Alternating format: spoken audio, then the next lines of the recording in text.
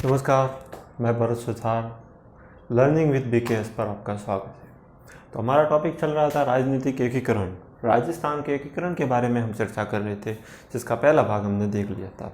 इसकी ऐतिहासिक पृष्ठभूमि देख ली थी। इसका जो प्रथम चरण था, जिनका नाम था मत्स्य संघ, जिसकी स्थापना है वह हुई थी 25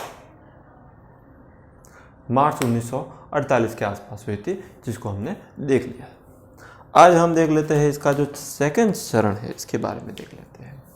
सेकंड चरण है जिसका नाम था संयुक्त राजस्थान संघ, जिसका नाम था राजस्थान संघ। इसका गठन की बात करते हैं तो ये लगभग गठन है वह 18 अप्रैल 1948 को 18 अप्रैल 1948 को इसका सेकंड चरण था। 25 मार्च 1948 का 25 मार्च 1948 को इसका सेकंड चरण का गठन किया गया था।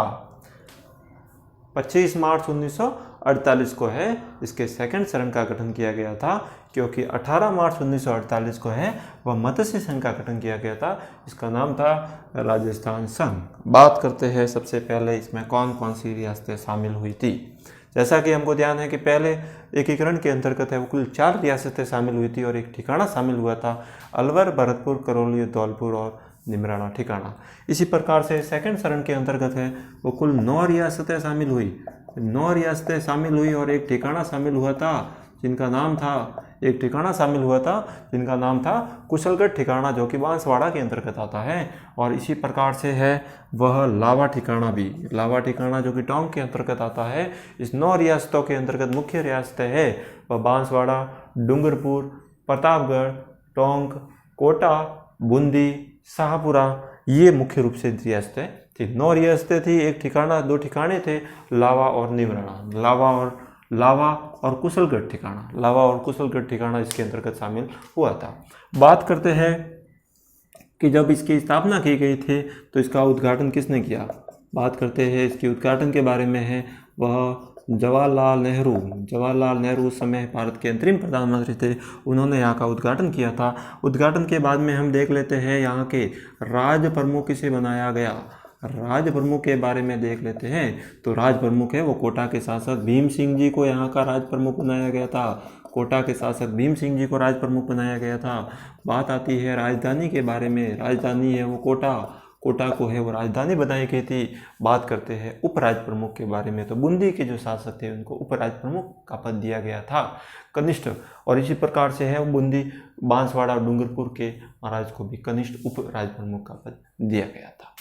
बात करते हैं यहाँ के उस समय के पीएम किसे बनाए गए थे, जिसका पद नाम पीएम होता था, जिनको गोकुल भाई असावा को बनाया गया था। यहाँ पर पीएम जो कि कहाँ से थे, ये थे शाहपुरा के थे। शाहपुरा से गोकुल भाई असावा को है वो प्राइम मिनिस्टर, उस समय जो पद नाम होता था वो प्राइम मिनिस्टर था, ये था। बात करते हैं कि जब राजस्थान संघ की स्थापना हुई थी तो यहाँ पर है वो कुल आय कितनी थी और जनसंख्या कितनी थी। आय के बारे में बात करें तो लगभग है 23 लाख के आसपास है यहाँ की जनसंख्या थी। जनसंख्या है वह 23 लाख के आसपास की थी। और आय की बात करें यहाँ पर 23 लाख के आसपास है वो यहाँ की जनसंख्या थी। प्रथम चरण के अंतर्गत 23 लाख है वो यहाँ की जनसंख्या थी, आबादी थी। और 1.90 करोड़ यहाँ पर आय थी। 1.90 करोड़ आय थी, 1.90 करोड़। इसी प्रकार से मत्स्य संघ की आय 1.84 करोड़ थी और जनसंख्या 18 लाख थी। उसी प्रकार से राजस्थान संघ की जो आय है, जनसंख्या है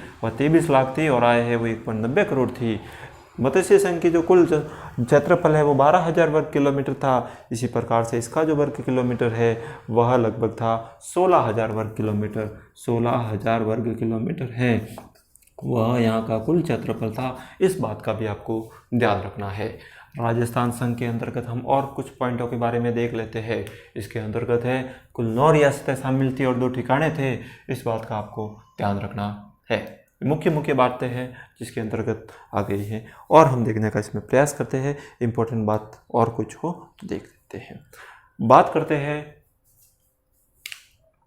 उद्घाटन करता है वो यहाँ पर गाडविन थे। गाडविन है वो यहाँ के उद्घाटन करता थे। उस समय के केंद्रीय मंत्री थे गाडविन, जो कि उन्होंने उद्घाटन किया था इस क्षेत्र का।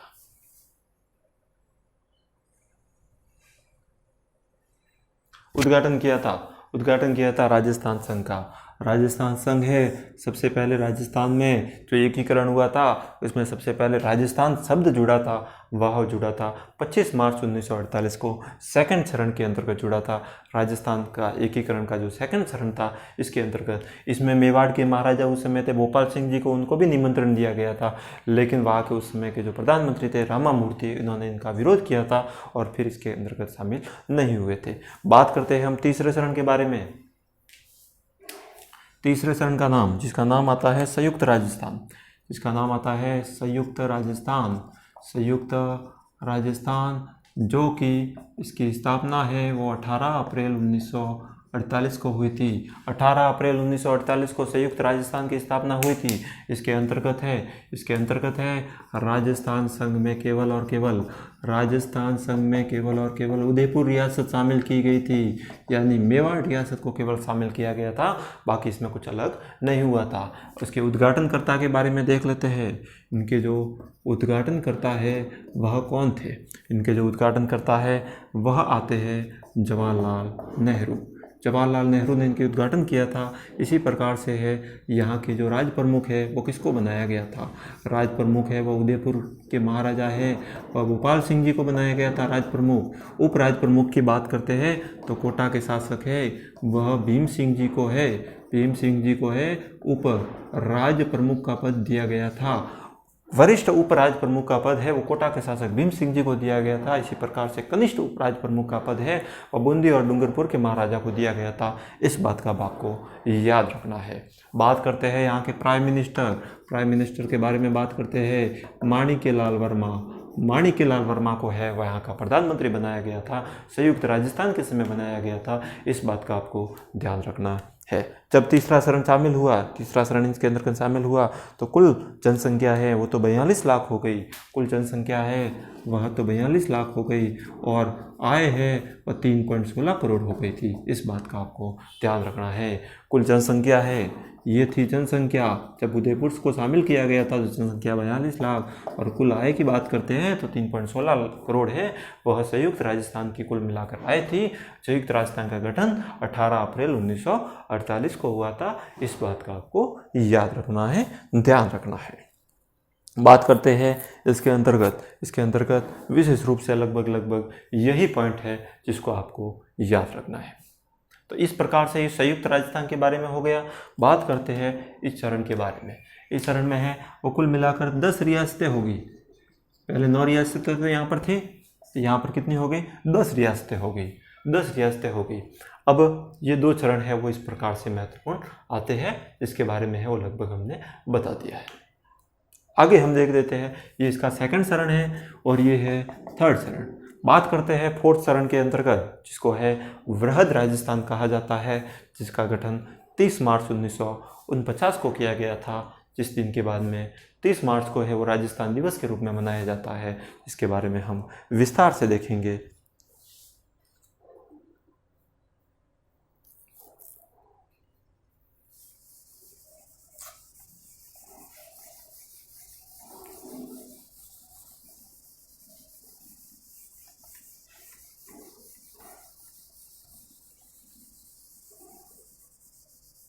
बात करते हैं इसके फोर्थ चरण जिसका नाम आता है वृहद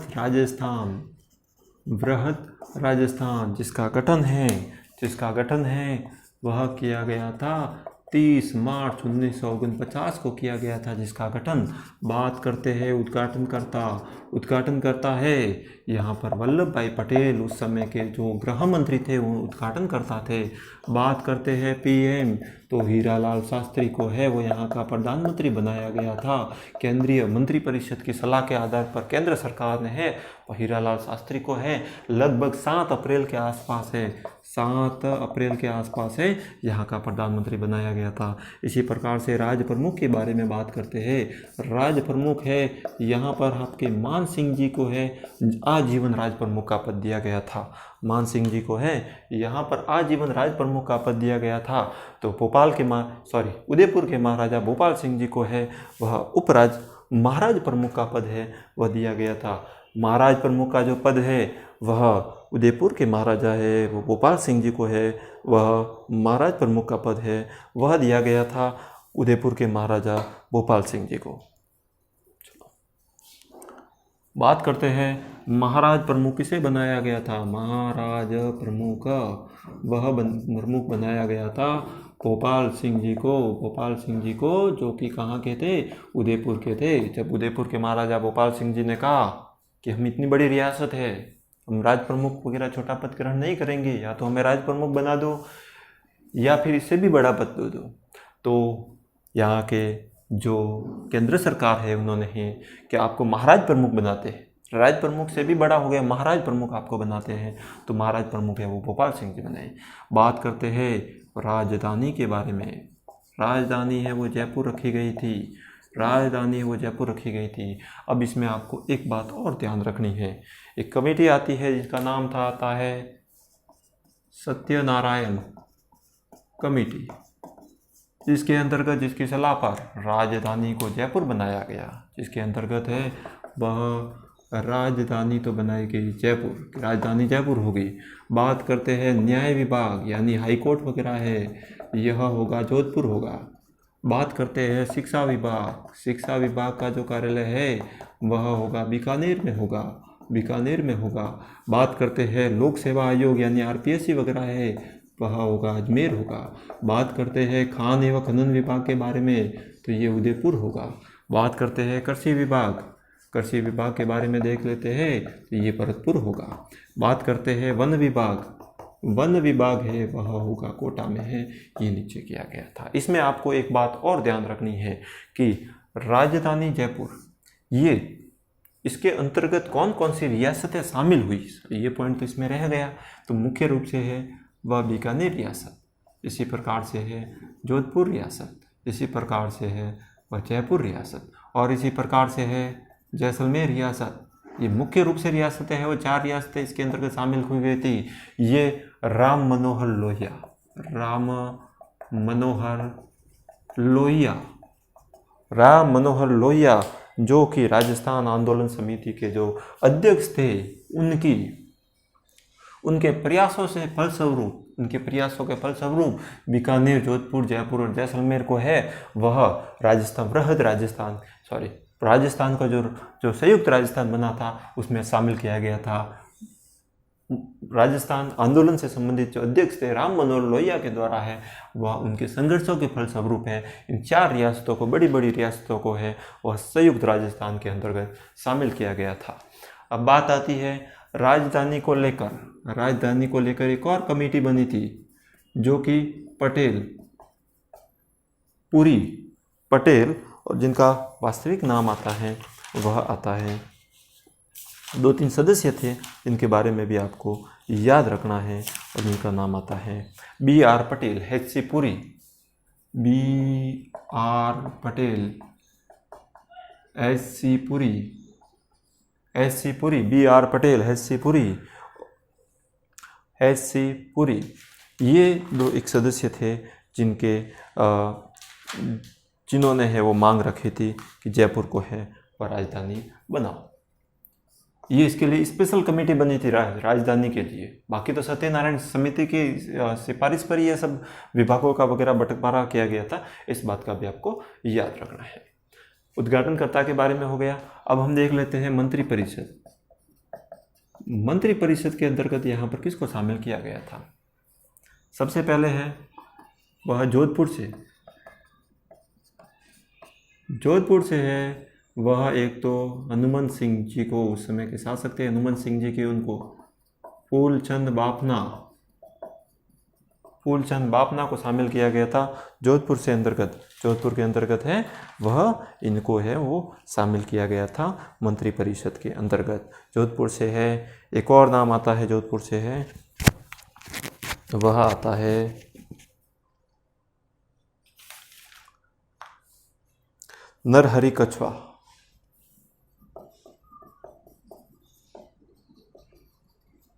इसी प्रकार से है मेवाड़ से 2-3 नाम आते हैं, इसी प्रकार से है बीकानेर से भी 2 नाम आते हैं जिनको मंत्री परिषद के अंतर्गत शामिल किया गया था। मेवाड़ से है, मेवाड़ से यहाँ के प्रेम नारायण माथुर और भूरेलाल बया, प्रेम नारायण माथुर और भूरेलाल बया, भूरेलाल बया को है वह इसके अंतर्गत शामिल किया गया था। बात करते हैं कोटा से, कोटा से है वेदपाल त्यागी, वेदपाल त्यागी को शामिल किया गया था। बात करते हैं बीकानेर से है, बीकानेर से है वह यहाँ के रघुवर दयाल गोयल, रघुवर दयाल गोयल को है वो बीकानेर से शामिल किया गया था। ये मंत्री परिषद थी जिसको शामिल किया। जयपुर से है सिद्धराज टड्डे, जयपुर से है यहाँ के शामिल किया गया था, जयपुर से है वह सिद्धराज टड्डा को है वो शामिल किया गया था। ये मंत्री परिषद थी जिनको है वह चौथा चरण जिसको वृहद राजस्थान कहा जाता है जिसके अंतर्गत है वो शामिल किया गया था। इस बात का आपको याद रखना है, ध्यान रखना है। तो इस प्रकार से ये महत्वपूर्ण घटना है वह आ गई। लावा ठिकाने को है वो जयपुर राज्य में है वो बाद में शामिल किया गया था, इस बात का आपको ध्यान रखना है। और 7 अप्रैल 1949 को है हीरालाल शास्त्री को है यहाँ का प्राइम मिनिस्टर है वो नियुक्त किया गया था। तो ये मुख्य रूप से है वह चौथा चरण हो गया जिसको है वृहद राजस्थान कहा जाता है। राजस्थान का 30 मार्च को है आपको ज्ञात होगा, 30 मार्च को है वह राजस्थान दिवस के रूप में मनाया जाता है। इस प्रकार से है 30 मार्च को है वो राजस्थान दिवस के रूप में इसको मनाया जाता है। बात करते हैं हम अब 5वें चरण के बारे में।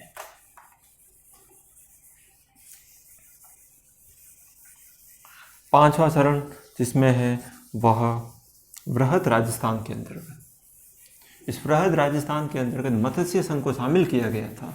और ये मत्स्य संघ को शामिल है एक कमेटी की सिफारिश के आधार पर किया गया था जिसका नाम है वो भी आपको ध्यान रखना है।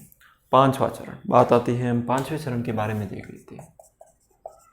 5वां चरण है जो कि लगभग है वह 15 मई 1949 को, 15 मई 1949 को जब यहाँ पर है वह संयुक्त राजस्थान में मत्स्य संघ को शामिल किया गया था। 15 मई 1949 को संयुक्त राजस्थान में मत्स्य संघ को शामिल किया गया था। एक कमेटी की सिफारिश पर किया गया था जिनका नाम आता है वह आता है शंकरराव देव समिति, शंकरराव समिति की सिफारिश के आधार पर है वो इनको शामिल किया गया था। बात करते हैं इनके सदस्यों के बारे में। इनके 2 सदस्य थे, एक तो थे सिद्धावा, एक सिद्धावा थे, एक थे प्रभुदयाल, एक थे प्रभुदयाल 2 सदस्य थे और एक अध्यक्ष थे। 3 सदस्य समिति थी, 3 सदस्य समिति थी जिसके 2 सदस्य एक सिद्धावा थे और प्रभुदयाल थे जिनकी सिफारिश के आधार पर है वह अलवर, करौली, भरतपुर और धौलपुर को इसके अंतर्गत शामिल किया गया था। प्रारंभ में है वह अलवर और करौली तो है वो राजस्थान में शामिल होने के इच्छुक थे, लेकिन भरतपुर और धौलपुर है वह इसमें शामिल न होने के इच्छुक थे। इसलिए है वो शंकर देवराय समिति का गठन किया गया था कि वहाँ पर जनमत करवाया जाए और वो उत्तर प्रदेश में यदि शामिल होना चाहता है तो उत्तर प्रदेश में शामिल हो, राजस्थान में यदि शामिल होना चाहता है तो वह राजस्थान में शामिल हो सकता है। इसके लिए समिति है वो बनाई गई थी और जिसमें है वह बाद में है वह धौलपुर और भरतपुर है वो राजस्थान में शामिल होने के इच्छुक हो गए थे और ये दोनों ही राजस्थान में है वो विलय हो गया था, राजस्थान में विलय हो गया था। बात करते हैं हम और इसके बारे में। यहाँ के एक और गोकुलभाई असावा, शोभालाल कुमावत को है बाद में है उनको मंत्री परिषद में है वह शामिल कर दिया गया था। शोभालाल कुमावत को है और बाद में है वो मंत्री परिषद के अंतर्गत है इनको शामिल कर दिया गया था। बात करते हैं हम और 5वें चरण में है ये मुख्य रूप से इस प्रकार से है वो घटना हुई थी जिनको है कहा जाता है इसके अंतर्गत है पांचवें चरण के अंतर्गत इस प्रकार से घटनाएं हुई थी। इस बात का आपको याद रखना है। बात आती है अब 6ठे चरण के अंतर्गत। 6ठा चरण मुख्य रूप से है क्या हुआ था या कब, जनवरी 1950 के आसपास हुआ क्या था। इसके अंतर्गत इसको है संयुक्त वृहद राजस्थान भी कहा जाता है, संयुक्त वृहद राजस्थान भी कहा जाता है 5वें चरण को। बात करते हैं छठे चरण के अंतर्गत। जो छठे चरण में है वो केवल और केवल सिरोही रियासत मिलाई गई थी। सिरोही रियासत को मिलाया गया था और आबू देलवाड़ा को छोड़कर बाकी सारा क्षेत्र है वह सिरोही का इसके अंतर्गत मिला दिया गया था। इसमें है वह सिरोही का हाथलगांव का संबंध है वह गोकुलभाई भट्ट से है, वो हाथलगांव का संबंध है, जिनको सिरोही का गांधी भी कहा जाता है। छठे चरण के अंतर्गत है जिनको क्रियान्वित है वह 7 फरवरी 1950 को इसका है इम्प्लीमेंट किया गया था। छठे चरण के अंतर्गत है वह सिरोही रियासत को है। सिरोही रियासत में भी आबू देलवाड़ा को छोड़कर बाकी सब भाग है वो छठी रियासत के अंतर्गत राजस्थान में इसका विलय कर दिया गया था। जिसका है वह इम्प्लीमेंट है वह 7 फरवरी 1950 को हुआ था। इस बात का आपको याद रखना है, ये छठे चरण के अंतर्गत हुआ था। और इसी प्रकार से है 26 जनवरी 1950 को है वह राजस्थान का विधिवत नाम है, वह राजस्थान है वो काम में लिया गया था। 26 जनवरी 1950 को है वो विधिवत रूप से इसका नाम है, इस भूखंड का नाम है जो कि राजस्थान में शामिल कर दिया गया था।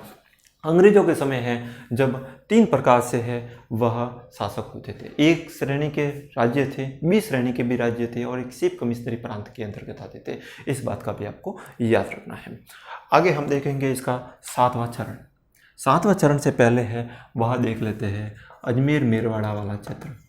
अजमेर मेरवाड़ा वाला क्षेत्र है जिसको हमको ध्यान है कि 7वें चरण के अंतर्गत शामिल किया गया था, लेकिन यहाँ पर है वह उनको 1956 में लगभग शामिल किया गया, 1956 में शामिल किया गया था। 1952 में है यहाँ पर है वो चुनाव करवाए गए थे और यहाँ पर 30 सदस्यीय विधानसभा का गठन किया गया था। यहाँ पर है वह 30 सदस्य है वो विधानसभा का यहाँ पर गठन किया गया था। और यहाँ के पहले प्रधानमंत्री है, पहले मुख्यमंत्री है, CM है, वह बने थे हरिभाऊ उपाध्याय है, वहाँ के पहले CM बने थे।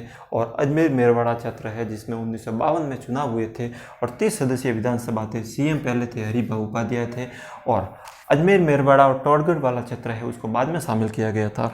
अब बात आती है सबसे अंतिम चरण के बारे में है 7वां चरण। 7वां चरण है जो कि है 1